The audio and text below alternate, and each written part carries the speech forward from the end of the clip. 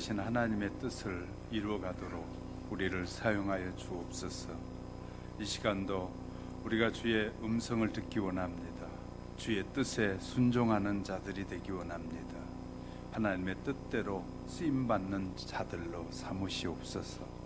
연약한 종도 주님의 도구로만 쓰여지는 은혜의 시간이 되도록 친히 인도해 주시고, 악한 영은 틈도 타지 못하고 오직 진리의 영으로만 충만한 이 시간이 되게 하옵소서. 예수님의 이름으로 감사 기도드립니다. 아멘. 하나님은 인간에게 주신 규칙과 율례를 소중히 여기신다는 사실을 기억하고 살아가는 우리 모두가 되시기를 주님의 이름으로 축복합니다. 규칙과 신뢰는 너무너무 중요합니다. 성공한 사람에게 가장 중요한 것은 무엇인가? 라는 주제를 어떤 분이 썼더라고요. 12년 전에 고등학교를 갓 졸업한 중국인 청년이 프랑스로 건너가서 유학을 시작했습니다. 어느 정도 익숙해진 어느 날 집 근처 버스 정류장이 완전히 자동이라는 사실을 알게 됐습니다. 즉 버스 이용자들이 알아서 티켓을 사고 돈을 내는데 표를 검사하는 일이 거의 없다는 사실을 알게 된 것이었습니다. 그는 이 시스템에 허점이 많아서 티켓을 끊지 않고 버스를 타고 걸릴 확률이 적다는 것을 알게 됐습니다. 그 후로 그는 비용을 들이지 않고 버스를 타고 다녔는데 조금 양심에 걸리기는 했지만 이 가난한 학생이라고 자기 스스로 생각하고 이 정도는 괜찮다고 스스로 합리화했다고 합니다. 그리고 4년이 지난 후에 명문대를 졸업하고 파리에 있는 다국적 기업에 지원을 하게 됩니다. 이 학업 성적도 좋았고 지원한 곳이 모두 아시아 지역으로 성장을 넓혀가는 그런 걸 알았기 때문에 그는 자신만만하게 서류를 제출하게 됩니다. 그러나 상황은 기대와 다르게 흘러가고 있었습니다. 이력을 보고 처음에 환영하던 회사가 시간이 지나면 그와 함께 일할 수 없다고 불가 통보가 오는 것이었습니다.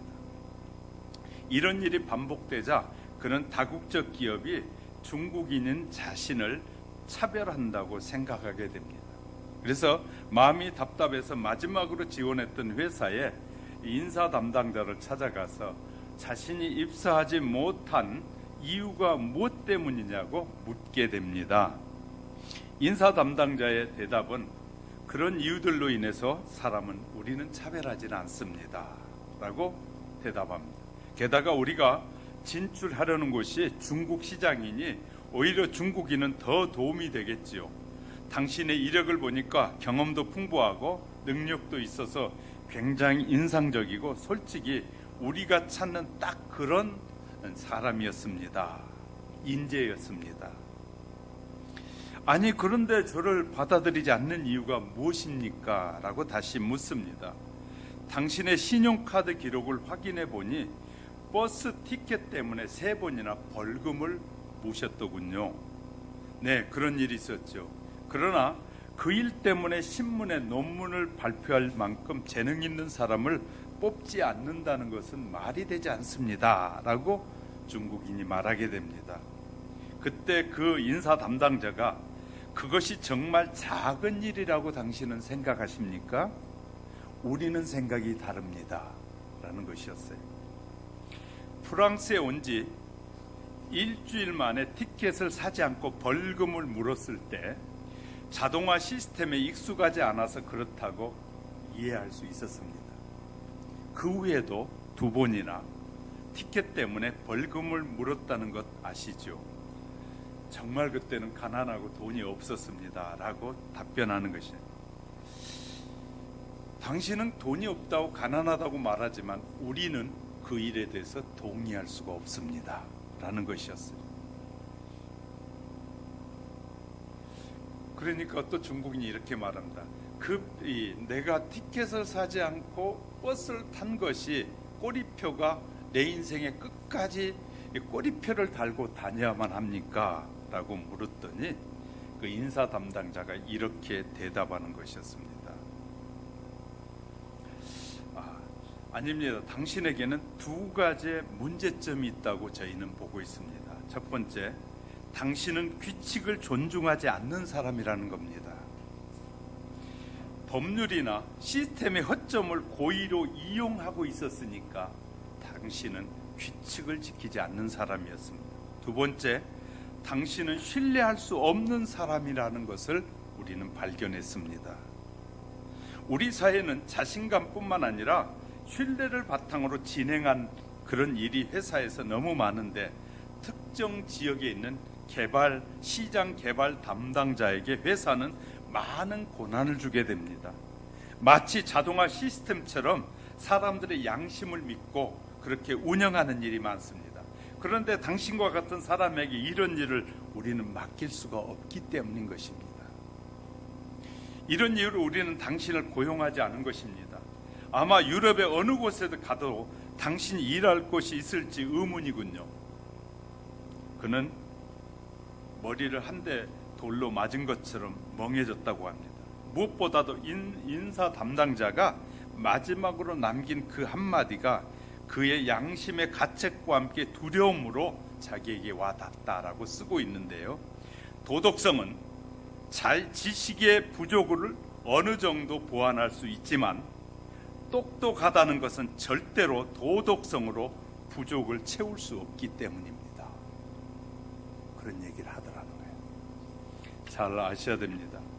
TV를 통해서 쏟아져 나오는 정치인과 기업인들의 온갖 비리를 보면서 많은 사람들이 불평합니다.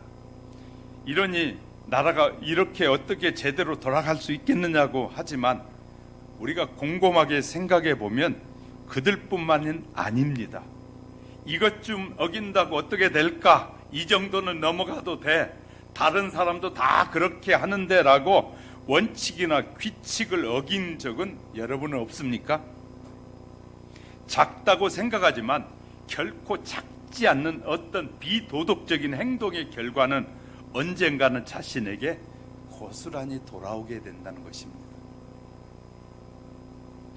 저도 이 글을 읽는 동안에 참 많은 생각을 한 글이었다고 생각합니다. 과연 나는? 이라고 혼자 반문해 보는 시간이 되기도 했습니다. 우리는 어떤 단체나 규칙이나 이런 걸 신뢰하지 않고 살면서 다른 사람에게 대해서는 함부로 하는 것은 매우 위험하다는 사실을 배우게 됩니다. 성경은 이 부분에 대해서 더 자세하게 우리에게 가르치고 있다는 것입니다. 성경은 인간의 시작과 끝을 분명하게 가르쳐주고 있습니다. 인간에게 주어진 자유로운 선택에 따라서 고통이 주어질 수도 있고 지속적으로 행복이 이어질 수 있다라고 약속하고 있는 것이 바로 하나님의 약속입니다. 모든 사람에게 주어진 자유에는 반드시 우리에게 주어진 자유에는 책임과 의무가 존재하기 때문인 것이에요. 이 의무와 책임을 남용하면 다른 사람에게 피해를 주는 모습으로 나타나게 될 것입니다. 하나님께서는 자유로운 선택에서 올바른 선택만이 인간에게 필요한 모든 것을 선택한 사람이 공급하신다고 말씀하셔요. 그러면 선택에 따른 대가를 치르게 되어 있다고 성경은 말하고 있어요. 우리가 무엇을 선택했느냐? 하나님의 규칙에, 하나님의 말씀에 순종했느냐, 순종하지 않았느냐에 대한 대가를 반드시 받게 된다고 가르치고 있단 말이죠. 어떤 의미에서 보면 세상의 법보다 하나님의 법이 훨씬 더 무섭고 명확하게 우리에게 제시하고 있는 것이에요. 선진국이란 우리가 말한 자동화 시스템이 많이 진행되고 있습니다. 이 자동화 시스템으로 가고 있는 상황이에요. 그런데 자동화 시스템에는 반드시 규칙을 지켜야 된다는 내용이 들어있는 것이에요. 그런 것처럼 우리도 이 규칙을 지키는 것이 얼마나 중요하고 약속을 믿고 사는 것이 얼마나 중요한 것인지를 알게 됩니다.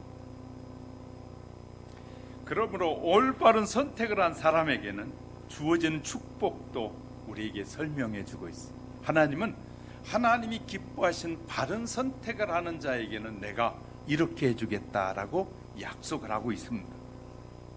그래서 모든 사람이 어떤 선택을 하든지 그에 대한 결과를 보게 될 것이라고 성경이 우리에게 가르쳐주고 있습니다.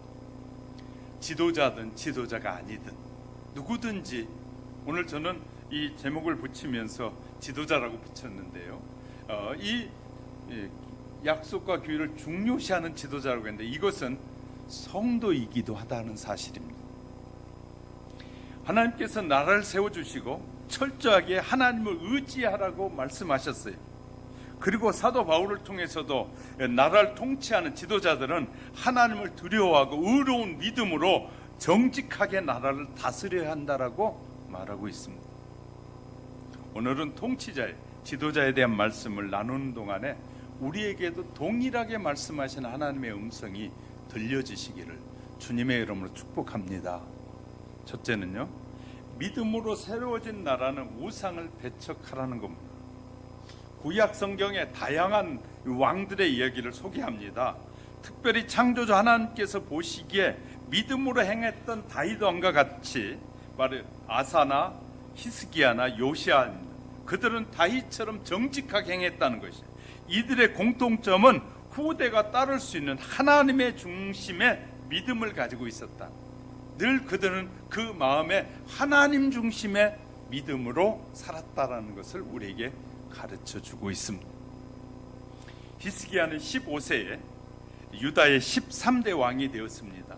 예루살렘에서 29년을 다스렸습니다. 그의 아버지 아하스 왕은 하나님을 거역하고 우상을 숭배하는 악한 왕임에도 불구하고 그 아들이었던 히스기야는 하나님께서 보시기에 정직하게 행하였다. 아버지와 전혀 반대의 삶을 살았다라고 말하고 있습니다. 그래서 3절에서 그의 조상 다윗의 모든 행위와 같이 여호와께서 보시기에 정직하게 행한 사람이었다라는 것입니다. 이 말씀은 하나님 앞에서 일관성 있는 신앙을 의미하고 있는 것이죠. 누구든지 믿음에는 변함이 없이 꾸준해야만 합니다. 그는 사람보다 하나님 앞에서 정직하게 사는 것이 늘 먼저라고 생각했다. 사람을 속이는 것보다 하나님을 속이는 것이 더 위험하다는 사실을 늘 기억했다는 거예요.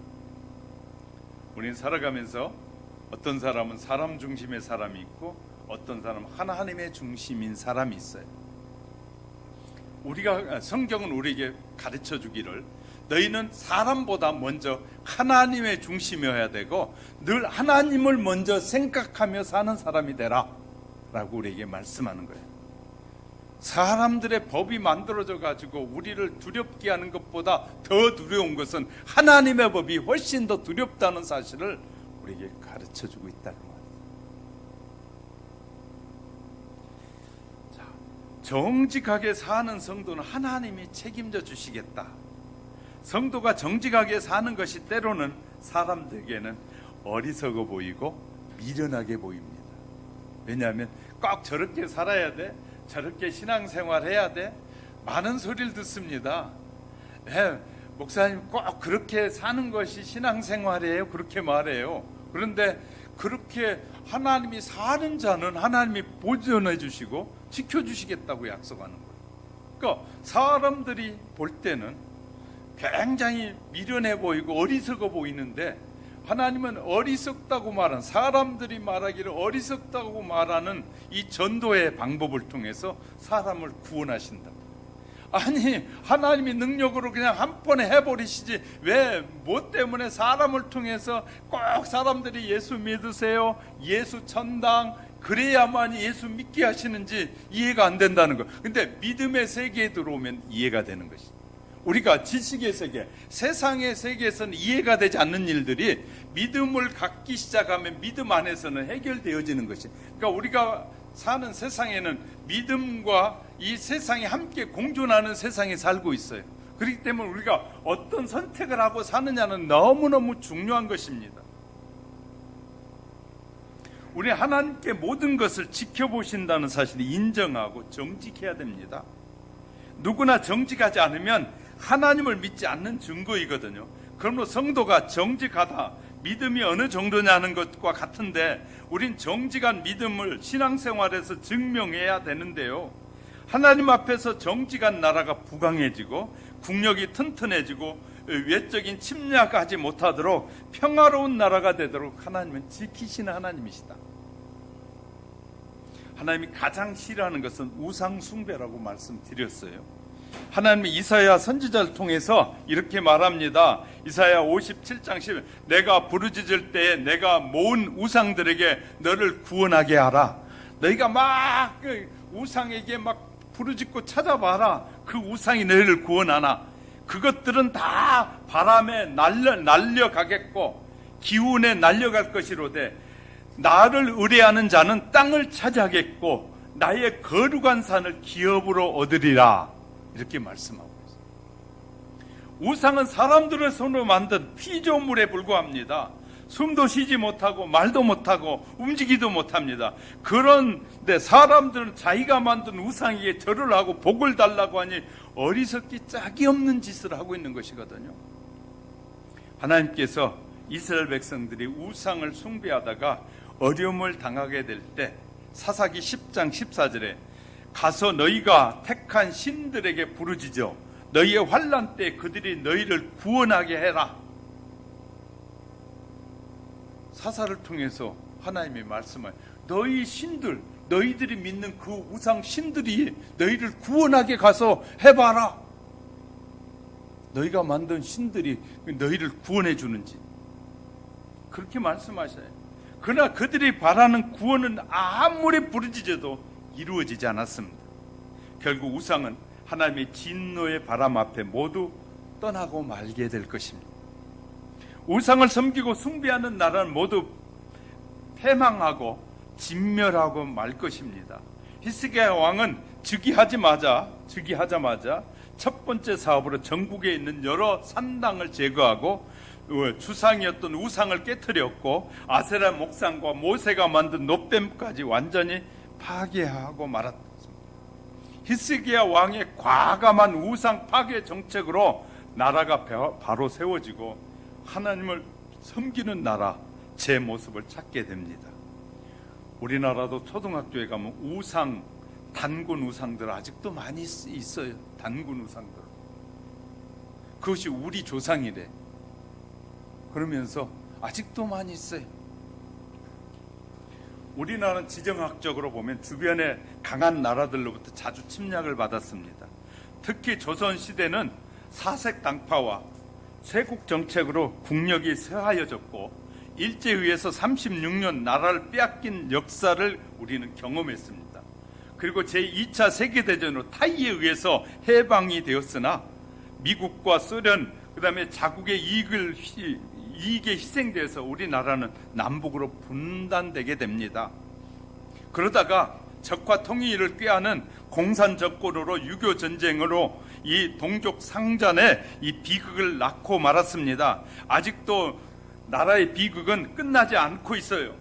북한은 핵무기로 한반도와 세계 평화를 깨뜨리고 있고 중국은 자국의 권익을 위하여 북한을 옹호하고 있습니다. 러시아와 일본도 한반도의 통일을 원하지 않고 있습니다. 미국은 우리나라의 혈맹이라고 하지만 완전히 지켜준다는 보장도 없는 것입니다. 대한민국의 일대 대통령 이승만 박사는 독실한 기독인으로 자유민주주의에 대한 대한민국을 건국하였는데 혁혁한 공로를 세우게 됩니다. 그리고 이승만 대통령은 미국을 비롯한 여러 나라의 국제적인 교류를 통해서 북한 공산주의의 이 파괴 집단인 이 유교를 남침할 때 유엔군의 도움으로 우리나라를 공산주의 사상을 가진 무리인 북한으로부터 나라를 지켜낸 것이 사실입니다. 특별히 이승만 대통령은 제1세기 동안에 우리나라 역사에서 개신교와 문명 개화의 연결고리가 되도록 일했던 것이 확실히 대표적인 인물 중에 하나인 건 사실입니다. 이승만 대통령 우리나라를 통일하는 기간에 모두 135명의 장관과 장관급 부서장들을 임명하는데 그 가운데 기독교인을 47.7%에 가깝게 세우기도 했어요. 그리고 군대 교도소에는 기독교를 보급하기 위해서 군목제도와 형목제도를 도입하기도 하였고, 그리고 사회 전반에 개인의 평등을 전제로 하는 자유 선거제도를 확립하는 데 노력하게 됩니다. 나라를 통치할 수 있는 권력은 자유민주주의 국가에서 국민의 선출하에 있다는 사실을 말하고 있으면서 바로 하나님께서 이것들을 허락하신 것이, 누구나 지도자에게는 잘한 일과 못한 일이 함께 있습니다. 우리는 못한 일만 보고 나쁘다고만 자꾸 하게 되면 이 세상에 제대로 된 사람 하나도 없습니다. 우리는 공과 사를 구별할 줄 알아야 돼요. 잘한 일은 잘한 것이고 못한 일은 못한 일이거든요.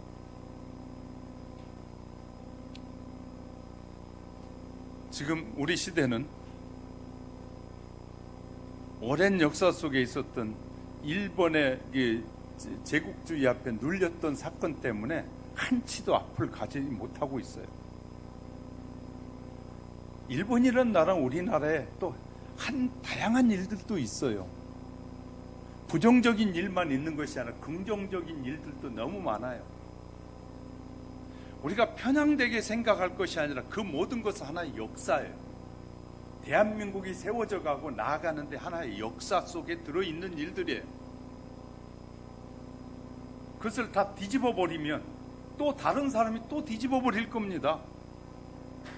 그러면 개판되는 거예요. 정체성도 없는 나라가 되는 거예요. 이 심각한 것. 그래서 무엇인가 한 가지를 선택해가지고 그 선택된 길을 향해 나아가면서 가지들은 좀 정리하고 가야 되는데 그게 안 되는 것이에요, 지금. 왜? 자꾸 과거사에 매달려 있어요.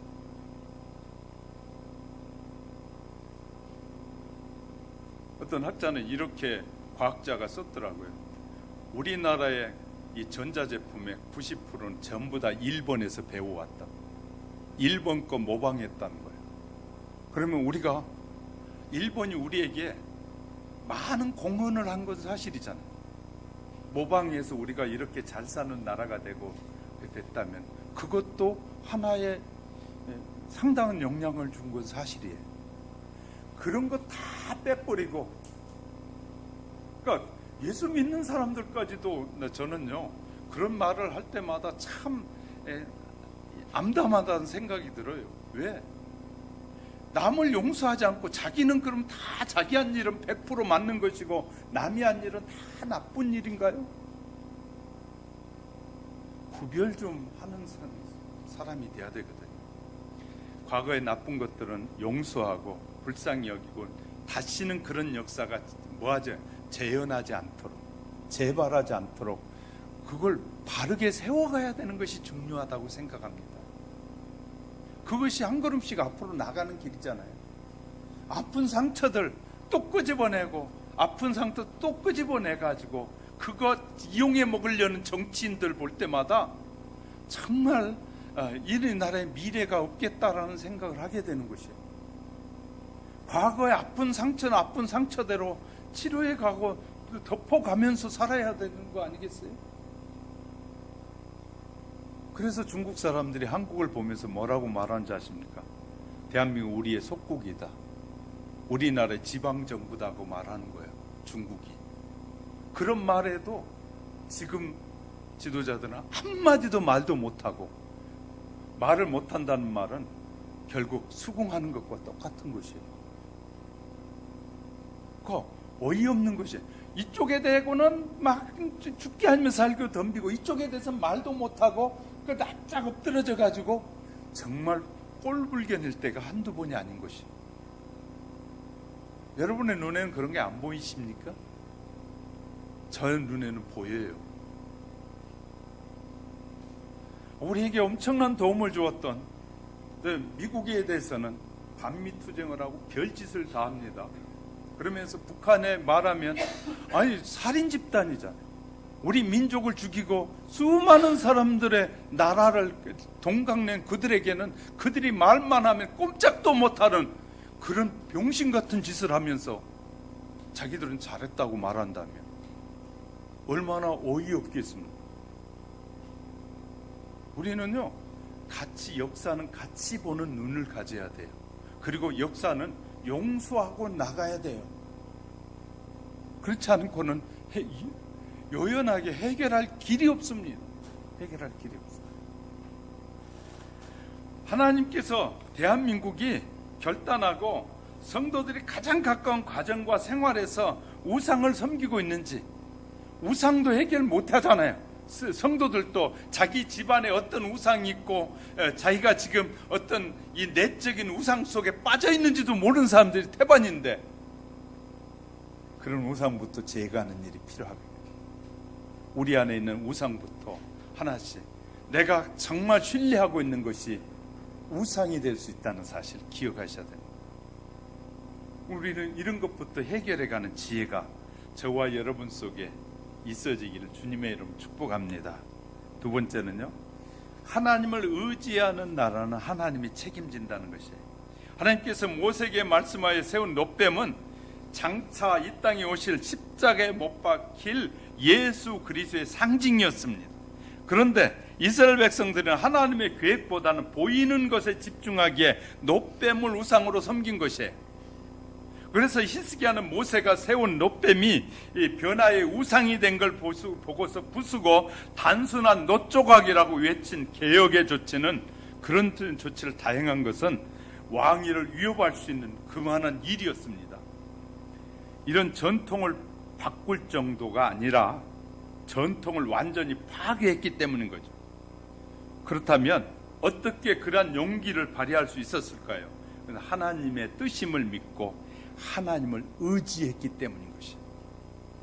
5절에서 그래서 히스기야가 이스라엘 하나님 여호와를 의지하였는데 그의 전후 유다 여러 왕 중에 그러한 자가 없었으니, 히스기야만큼 하나님을 철저하게 의지한 왕이 전에도 없었고 후에서 없었다고 본문은 말씀하고 있습니다. 히스기야나 당시에 존재하고 있는 병력이나 무기를 의지하지 않았다 그 말이에요. 그는 오직 하나님만 의지하고 국난을 극복해 나갔다는 것이죠. 그러면 우리는 사람을 두려워하지 말고 오직 하나님을 두려워해야 한다는 것입니다. 사람들은 전통이나 우상에 대한 잘못된 두려움이 있어서 그 우상 버리면 그 우상이 형벌을 한다고 해서 그걸 버리지 못한 사람들이 있습니다. 그 두려움 속에 결국은 그 우상세에 빠져들어가는 사람들이 있어요. 그래서 교육이 중요한데 대한민국의 교육의 문제는 심각합니다. 우리나라 정체성 전체를 흔들리고 있는 교육을 하고 있기 때문에 얼마나 심각한지 몰라요. 나라를 세운 대한민국의 이승만 대통령은 거의 없애버리고 김일성이가 거기에 지금 딱 나오고 있어요. 지금 교과서에. 이게 말도 안 되는 일을 지금 하고 있어요. 교육이 얼마나, 정교조들이 하는 교육이 얼마나 무서운 교육을 하고 있는 줄 아십니까? 교육은 그 나라의 미래예요. 그게 심각한 것이. 이런 얘기를 좀 해보고 싶어요. 노벨상이라는 걸 여러분 잘 아시잖아요. 사람이 이 땅에서 받을 수 있는 상 가운데 가장 큰 상은 아마도 노벨상이라고 생각합니다. 사람마다 더 가치가 있고 귀하게 생각하는 상도 있을 수 있겠습니다마는 영향력이나 파급 효과를 따지면 누구도 큰 상이 아니라고 할 사람은 없을 것입니다. 그런데 지나간 105번의 노벨상 시상식에서 유대인의 수상자가 빠진 적이 없었는데, 이스라엘 정부의 자료에 의하면 그동안에 생리의학상에 48명, 물리학상에 44명, 화학상에 28명, 경제학상에 20명, 문학상에 12명, 수상으로 실로 어마어마한 숫자입니다. 이스라엘이 자국에 살고 있는 600만 명과 디아스포라 흩어져 살고 있는 한 1500만 해가지고 2000만의 사람 중에서 이렇게 많은 이 상을 받는 나라는 이스라엘이 세계에서 유일한 나라예요. 많은 사람들이 나름대로 연구한 결과를 이야기하고 있지만 역시 유대인의 부모의 교육의 비결이라고 하는데, 그것은 바로 유대인의 부모 교육이다. 그렇게 엄청난 상을 받는 것은, 유대인은 약 1900년 동안 나라 없이 전 세계에 흩어져 살았지만 그들은 한 권의 책과 이 하나의 건물을 잊은 적이 없다는 거예요. 한 권의 책이 무엇이냐? 성경이고요. 하나의 건물은 학당이, 회당이라는 사실 아십니까? 우리가 잘 아는 성경은, 하나님의 말씀의 회당은 그 성경을 가르치는 학교, 교육기관이었단 말입니다. 그들은 밤마다 두꺼운 성경을 책을 읽어주면서 자녀들이 잠들게 했고, 눈만 뜨면 성경 얘기를 들려주는 거예요. 유대인의 엄마들은 아이들이 학교에 돌아오면 너 오늘 학교에서 선생님께 뭘 물어봤니? 이렇게 묻는다는 거예요. 너 하나님 뭘 물었니? 네가 질문했니라고 묻는다는 것이에요. 공부하지 않는 아이들에게 내가 그렇게 살면 하나님께 영광을 돌릴 수 있겠니? 그리고 그렇게 공부하지 않고 어떻게 남을 도와줄 수 있겠니라고 경책한다고요. 그렇게 게을러가지고 네가 어떻게 하나님께 영광이 되고, 네가 그렇게 게을러가지고 네 밖에 이기주의 마음을 가지고 어떻게 다른 사람을 돕겠니? 라고 가르친다는 거예요. 우리나라 교육, 한국의 엄마들 뭐라고 앉아있습니까? 너 오늘 학교에서 뭐 배웠니? 배워서 남 주니? 너 좋게 살라고 공부하라고 말하는 것이지, 확실히 다른 것이에요. 내용이 달라요.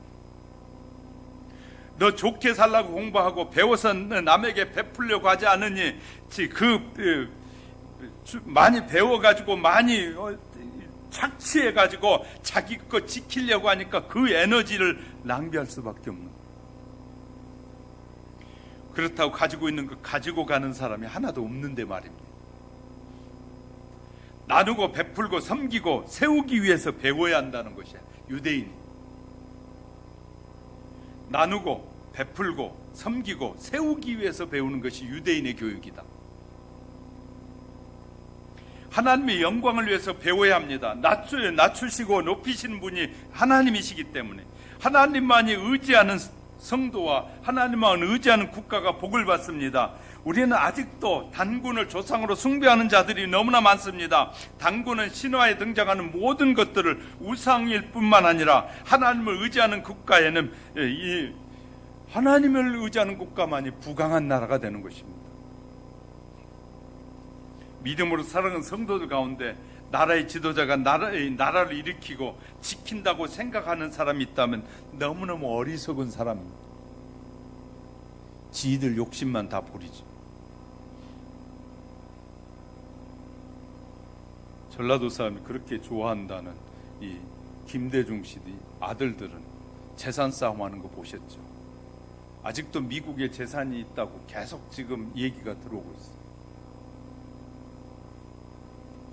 도대체 수많은 사람들 피를 뽑아가지고 대통령이 되고 나니까 한 짓은 지 가정을 위해서 자기 자식들 먹이는데 다 쓰는 그런 지도자들이 존경받는 지도자라고요? 저는 그렇게 생각하지 않습니다. 전라도 사람, 저도 전라도지만 전라도 사람들이 그가 대통령 되기를 30년 넘도록 그를 도왔어요. 그러면 뭘 해야 되겠어요? 자기 자식들 재산 많이 쌓아놓는 게 중요한 것이 아니라 국민을 위해서 살았어야 되는 거 아니에요? 여러분 어떻게 생각하십니까? 그런데 그분이 존경한다고요? 생각이 다를 수 있다는 것이에요, 저는. 왜냐하면 제가 이렇게 여러분에게 도전해 줘야 여러분도 그럴 수 있겠다라는 생각도 하지 않겠습니까? 이렇게 질문을 하지도 않고 이렇게 말하지도 않으니 사람들은 그가 뭐 대단한 우상처럼 여기잖아요.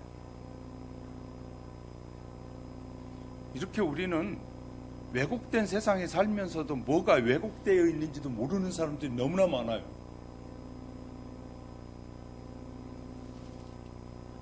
자, 세 번째는요, 이 규칙을 소중하게 여기면 하나님이 보호하시겠다. 일반적으로 많은 나라의 국가의 이 지도자들은 군사력과 훈련된 병력이 나라를 지킨다고 생각합니다. 그래서 미국을 비롯한 중국과 러시아 그리고 서방의 강대국들은 핵무기를 만들고 핵 잠수함을 만들고 항공모함을 만들고 이 정예 군대를 조직해서 양성합니다. 북한도 따라서 국민은 기아에 무수히 죽어갔는데도 모른 척하면서 핵무기를 완성해서 미국을 대항할 뿐만 아니라 우리나라를 위협하고 있지 않습니까? 안타까운 것은 이 좌파 정권은 평화적인 대화라는 그럴듯한 명목으로 북한에 아부하는 정책으로 나라를 위기에 빠뜨리고 있는 것이 사실이거든요. 평화라는 단어 참으로 아름다운 말이죠. 힘이 없으면 그러나 힘이 없으면 평화라는 말도 종이장에 불과하다는 것입니다. 얼마나 심각한 일인지 몰라요. 우리는 평화를 지키기 위해서 불가불 국방력을 키워야 하지만 그보다 먼저 하나님을 신뢰하는 백성이 있어야 된다. 할렐루야. 하나님만을 신뢰해야 됩니다. 본문 6절에서 곧 그 히스기야가 하나님께 연합하여 그에게서 떠나지 아니하고 하나님께서 모세에게 명한 계명을 지켰더라. 이 말씀에서 연합하다는 말은 히브리어에서 차발이라는 말을 하는데 꼭 붙어 있다, 함께 묶고 있다라는 뜻을 가지고 있어요. 히스기야는 하나님과 늘 묶여 있었고 하나님께 붙어 있었다, 이 말을 하고 있는 것이에요. 서로 밀착되듯이 긴밀한 관계를 가지고 있었다는 것이에요. 다시 말하면 하나님과 늘 영적으로 깊은 교제를 하며 살았단 말이죠. 히스기야 왕은 하나님과 연합하여 그분을 떠나지 않았어요. 히스기야 왕은 말씀을 중심으로 살아가려고 우상을 버리고 오직 하나님만 의지하며 살았다고 말해요. 사람은 무엇을 가까이 하며 살아가느냐가 너무 중요한데 우리는 우상과 연합하면 하나님과 원수가 되고 저주를 받습니다. 세상의 향락과 물욕과 연합하게 되면 성적으로나 경제적으로 타락하여 소돔과 고모라처럼 하나님의 심판을 면하지 못하게 될 것입니다. 그러나 하나님과 연합하고 하나님의 말씀을 지키는 신앙생활하면 마귀가 틈타지 못합니다. 따라서 하나님을 기쁘시게 하며 이 하나님의 사람으로 자연스럽게 살아가게 된다고 말해요.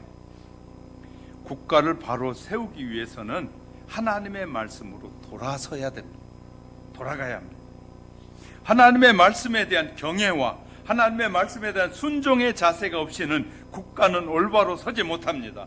히스기야 왕이 하나님과 함께하면서 하나님의 말씀을 지켰더니 어디로 가든지 하나님이 히스기야에게 형통함을 주셨더라. 히스기야 왕은 아수르 왕을 섬기지도 않았고 블레셋 사람을 쳐서 국가를 부강하게 만들었고 가사와 그 사방에 망대를 세우고 경관성을 쌓아서 나라를 지켰다고 쓰고 있어요. 하나님의 성경을 통해 말씀하십니다. 세상의 모든 국가는 하나님께서 다스린다는 거예요. 사람들을 통해서 위탁해서 다스리고 있다고 말씀하고 있어요. 성경. 그는 나라를 세우기 위한 직분을 받은 모든 공직자는 오직 하나님밖에 없다는 것을 명심해야 되고요. 나라를 위해서 기도해야 된다는 것입니다. 그 직분에서도 나라를 다스리는 자들 중에서도 그 신을 두려워하고 그렇게 바르게 섬겨야 된다는 거예요. 온 국민도 함께 기도할 때 마귀의 유혹과 마귀의 사탄의 장난에서부터 이 나라가 자유하게 될 것입니다. 우리가 기도하지 않기 때문에 문제인 것이에요. 여러분 가정에서 정말 여러분의 가정을 위해서 우리가 섬기는 교회를 위해서 이 나라를 위해서 얼마나 기도하십니까? 기도하지 않으면서 잘 되겠지, 기도하지 않으면서 하나님을 의지하지 않으면서 그냥 가만히 있어도 수백 년 잘 살겠지, 내 시대에는 어려움이 없겠지, 그런 안일한 생각을 갖는 것은 너무 위험한 것이에요. 반드시 직분자들은 자기 전에 자고 일어나서라도 하나님, 나를 지켜주신 하나님께 감사하고 우리의 가정을 지켜주신 하나님께 감사해야 되고요.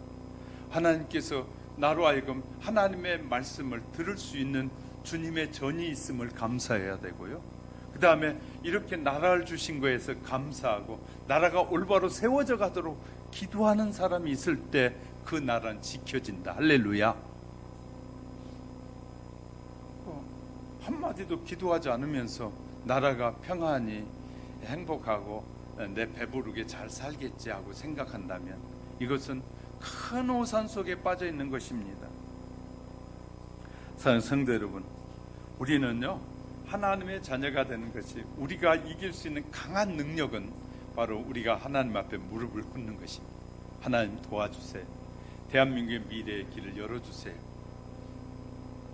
물론 나가서 답답하니까 데모도 해야 되겠지만 데모하기 전에 먼저 하나님 앞에 무릎을 꿇고 하나님 앞에 도와달라고 기도를 먼저 하는 것이 우선이에요. 그래야 되는데 너무나 많은 사람들이 기도는 하지 않고 나가서 외치기만 하면 되는 줄 착각하는 사람들도 너무 많아요. 저는 어제 뉴스에 보니까 4만 명이 모였는지 하는데 4만 명이 모여서 정말 각 집에서 기도하면 훨씬 더 강력한 능력을 발휘할 수 있을 텐데 라는 아쉬움도 있어요. 여러분이 집에서 우리가 12시부터 1시까지 12시부터 2시까지 우리가 나라를 위해서 기도합시다. 기도의 제목 딱 해놓고 이 문제를 놓고 여러분 우리가 지금 모일 수 없을 때니까 이때는 우리가 함께 모여서 한 제목으로 기도합시다. 얼마나 좋겠어요. 그냥 답답해요. 저도 얼마나 답답해. 그래서 지금 데모하려는 그 힘을 가지고 하나님 앞에 매달려 기도하는 것이 더 중요할 것 같은데 그냥 나가서 그냥 부딪히고 싸우고 하나님의 영광보다는 자기의 뜻을 내세우려는 사람들이 자꾸 이 선동하고 하는 것들이 보일 때마다 가슴 아프다 말이죠. 우리는 경건한 믿음의 사람들은 이럴 때라도 더 기도하고 하나님을 의지해야 되지 않겠습니까? 사랑하는 우리 하영교회 성도 여러분, 우리나라 여러분 대한민국을 사랑하시고 정말 이 나라가 하나님의 뜻대로 세워자기 원하시는 분들인 줄 믿습니다. 우리는 우선 우상을 버려야 되고요. 외형적인 우상이 있는가 하면 내적인 우상이 있습니다. 외형적인 우상은 마리아상이라든지 불상들이 눈에 보이지 않습니까? 성당에 가면 마리아상을 세워놓고 있지 않습니까? 국가적으로 외형적인 우상들을 섬기면 국력이 쇠퇴하고 경제가 발전하지 못할 것입니다. 또한 내적인 우상은 돈이나 사람을 믿고 따른다는 것, 그 사람 말만을 의지하고 따라가는 사람들, 또 권력만을 의지하고 따라가는 사람들, 참 어이없게도 권력의 편을 들고자 그 자리에 앉고자 수단과 방법을 가리지 않는 이 못된 충성을 한 충성된 자들도 많이 있어요. 그것이 나라를 해치는 것인지 나라의 유익이 되는 것인지도 모르고 이 편에 붙고 저 편에 붙어가지고 나라를 엉망진창으로 만드는 일에 동참하는 공직자들도 많이 있단 말이에요. 우리는 그들에게 기도를 통해서 하나님 이 땅에 바른 공직이 세워지고 하나님께서 원하시는 그런 바른 나라가 되어지도록 우상이 타파되어지고 정말 공직자들이 공정하게 말만 공정하게 말하는 사람들이 얼마나 많은지 몰라요. 그냥 멀겋게 차리고 나와가지고 말로는 공정을 말하는데 자기에게 필요한 것은 공정이고 자기에게 해가 되는 것은 다 불공정으로 몰고 가는 그런 지도자들이 얼마나 많습니까? 그들에게 우리는 뭘로 해? 기도로 또 우리의 정직한 삶으로 그들에게 보여줘야 되지 않겠습니까? 그럴 때 이 나라에 하나님은 기도하는 한 사람 때문에 대한민국을 축복해 주실 것이고 기도하는 그 하나님의 백성들 때문에 대한민국의 미래를 열어주실 걸 저는 믿습니다. 우리가 그런 믿음으로 오늘도 승리하는 우리 하영교회 성도 여러분, 우리 한 사람 한 사람이 우리의 삶의 현장에서 정말 하나님의 자녀답게 차분하고 또 냉철하게 분별력을 가지고 이렇게 하나님의 자녀다움을 보여주는 우리 모두 그런 지도자들이 다 될 수 있도록 하나님께서 은혜 주시기를 주님의 이름으로 축복합니다. 기도하겠습니다.